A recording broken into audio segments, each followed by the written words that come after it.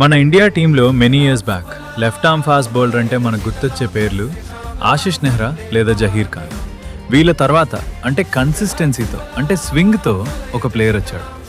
Greatness of 2026 world cup squad సిరీస్లో ఈరోజు మనం మాట్లాడుకోబోయే ప్లేయర్ పేరు డెత్ బౌలింగ్ స్పెషలిస్ట్, మన social media influencer, the ace Arshdeep Singh.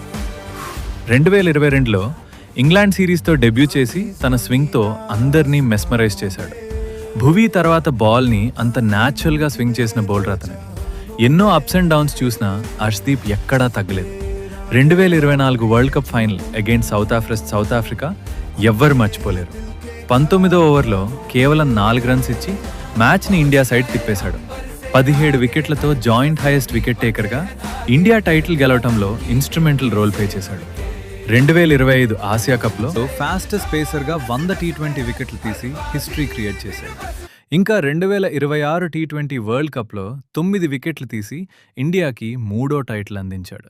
ఫైనల్లో డారెల్ మిచెల్తో హీటప్ అయిన గ్రౌండ్ బయట తన హ్యూమర్తో కోచ్ గంభీర్ని కూడా నవ్వించేశాడు మన ఏస్.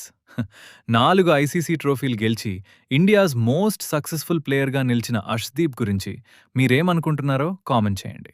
మరి నెక్స్ట్ ఏ ప్లేయర్ గురించి చేయాలో తప్పకుండా కామెంట్ చేయండి. And subscribe to beyond the boundary TV.